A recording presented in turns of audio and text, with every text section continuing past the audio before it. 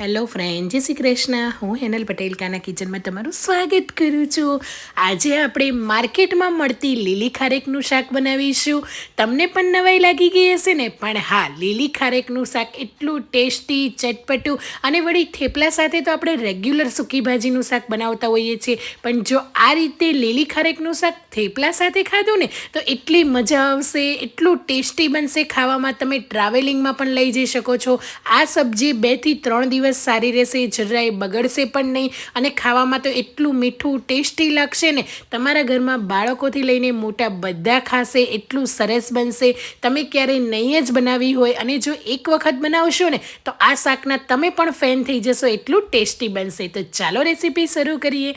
તો લીલી ખારેકનું શાક બનાવવા માટે મેં અત્યારે માર્કેટમાં મળતી આ રીતની રેડ ખારેક લીધી છે. તમે લાલ, પીળી કોઈ પણ ખારેકનો ઉપયોગ કરી શકો છો.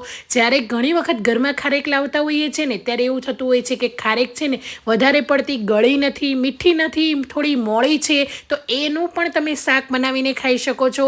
મેં અત્યારે આ રીતે લાલ, એકદમ કડક અને થોડી મીઠી ખારેક લીધેલી છે. એને ધોઈને સરસ રીતે સાફ કરી લઈશું. હવે આ રીતે એને અલગ કરી લઈશું. બધી ખારેકને મેં અત્યારે આ રીતે અલગ કરી દીધેલી છે અને ઉપરનો જે પાર્ટ છે ને એ આપણે કાઢી લેવાનો છે અને લાંબી લાંબી પીસીસમાં કટ કરી લઈશું. આપણે જે રીતે ટીંડોળીનું શાક બનાવતા હોઈએ છીએ ને એ જ રીતે આ રીતે લાંબી લાંબી પીસીસમાં કટ કરી લેવાની છે. તમે ચોરસ ટુકડામાં પણ કરી શકો છો અને વચ્ચે જે એના ઠળિયાનો ભાગ છે ને એ આપણે કાઢી લઈશું.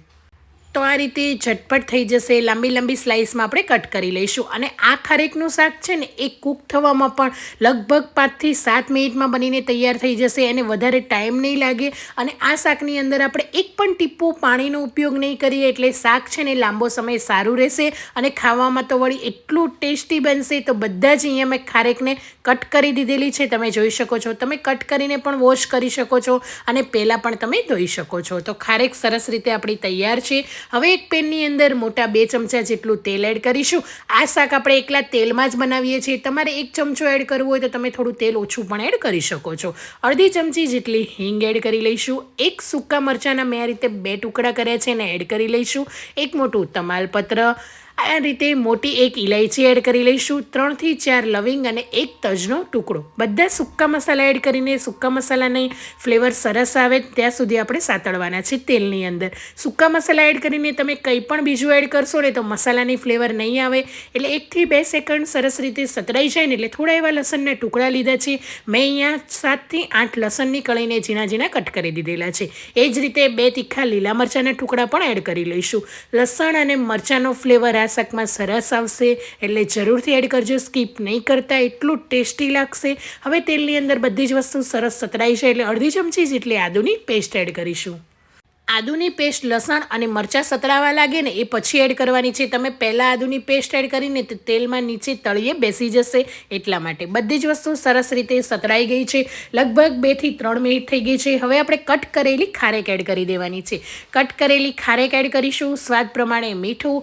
ખારેક છે ને એ થોડી ગળી હોય છે, સ્વીટ હોય છે એટલે આપણે મીઠું છે ને એની અંદર વધારે પડતું એડ નહીં કરીએ. બસ સ્વાદ પ્રમાણે થોડું મીઠું એડ કરીશું. પછી ટેસ્ટ કરીને તમારે એડ કરવાનું છે. તો આ રીતે મીઠું એડ કરીને સતત 1 થી 2 મિનિટ તેલમાં સાતળવાની છે અને હલાવતા રહેવાનું છે.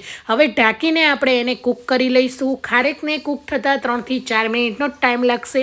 ઢાંકી દેશો ને એટલે સરસ રીતે ખારેક છે એ ચડી જશે. તમે જોઈ શકો છો એનો કલર પણ ચેન્જ થઈ ગયો છે અને કૂક પણ થઈ ગઈ છે. તમે આ રીતે લાંબી લાંબી સ્લાઇસ ના કરવી હોય ને તો તમે નાના નાના એકદમ ટુકડામાં પણ કરી શકો છો. એ પણ જલ્દીથી કૂક થઈ જશે. કંઈ પાણી એડ કર્યા વગર સરસ રીતે ખારેક ચડી ગઈ છે. હવે એક બાઉલની અંદર અડધી ચમચી હળદર, 1 ચમચી ધાણા જીરું, 1 ચમચી કાશ્મીરી મરચું લીધું છે. મેં અહીંયા તીખા લીલા મરચાં લીધા છે એટલે કાશ્મીરી મરચું લીધું છે. તમે તીખાશ માટે રેગ્યુલર મરચું પણ લઈ શકો છો. અને અડધો કપ પાણી એડ કરીને મસાલાની પેસ્ટ આપણે તૈયાર કરી લઈશું. આ રીતે પેસ્ટ તૈયાર કરીને મસાલો એડ કરશો ને તો એનો કલર સરસ આવશે, ટેસ્ટ સરસ આવશે ને મસાલા બળશે પણ નહીં અને સરસ રીતે મિક્સ પણ થઈ જશે. હવે આપણે ચડવેલી ખારેકની ઉપર આ પેસ્ટને એડ કરી દેવાની છે. હવે ખારેક મીઠી હોય છે એટલે આ ખારેકનું શાક આપણે થોડું એવું ચટપટું બનાવવા માટે અહીંયા મેં અડધી ચમચી જેટલો આમચૂર પાવડર એડ કર્યો છે. તમે શાક થઈ જાય એટલે ગેસની ફ્લેમ બંધ કરીને લીંબુનો રસ પણ અડધો એવો એડ કરી શકો છો. અને અડધી ચમચી જેટલો ગરમ મસાલો એડ કરી લઈશું અને બધા જ મસાલાને સારી રીતે મિક્સ કરી લઈશું. તો એકદમ સરસ રીતે મિક્સ કરી લેવાના છે. શાકનો કલર અત્યારે તમને આ રીતનો ઓરેન્જ લાગતો હશે, પણ જ્યારે શાકમાંથી તેલ છૂટું પડશે ને એટલે સરસ એવો કલર થઈ જશે. ઢાંકીને આપણે એને રહેવા દઈશું ને ત્યારે તો શાકને મિક્સ કરી લેવાનું છે. હવે લો ગેસની ફ્લેમ પર 3થી 4 મિનિટ ઢાંકીને કૂક કરી લેવાનું છે. તો ઢાંકીને 3થી 4 મિનિટ રહેવા દીધું છે અને તમે શાકનું રિઝલ્ટ જોઈ શકો છો. કેટલું ચટપટું, એટલું સરસ એવું શાક તૈયાર છે. તેલ બધું જ ઉપર આવી ગયું છે અને શાક આપણું એકદમ સરસ રીતે બની ગયું છે. તો લીલી ખારેકનું શાક આપણું ગરમા ગરમ તૈયાર છે. ચોમાસાની સિઝનમાં અત્યારે કોઈ શાક ના અવેલેબલ હોય અને જો ખારેક આ રીતે ઘરમાં પડી હોય ને તો જરૂરથી એક વખત બનાવીને ટ્રાય કરજો. એટલું ટેસ્ટી, એટલું ચટપટી બનશે અને મેં કીધું એ રીતે થેપલા સાથે તો આ શાક એટલું ખાવામાં મસ્ત લાગશે. તમે રોટલી, રોટલા, પરાઠા કોઈ પણ સાથે એન્જોય કરી શકો છો. પરાઠા જોડે પણ સરસ લાગશે, ગરમા ગરમ રોટલી જોડે પણ ખાવાની મજા આવશે. અને ક્યાંય તમે 2 દિવસ માટે બહારગામ ટ્રાવેલિંગમાં જવાના હોય ને તો તમે આ શાકને ડબ્બામાં પેક કરીને લઈ જઈ શકો છો થેપલા સાથે, અને એટલી ખાવાની મજા આવશે. તો આ રીતે ગરમા ગરમ કે ઠંડા થેપલા સાથે લીલી ખારેકનું શાકને આપણે સર્વ કરીશું.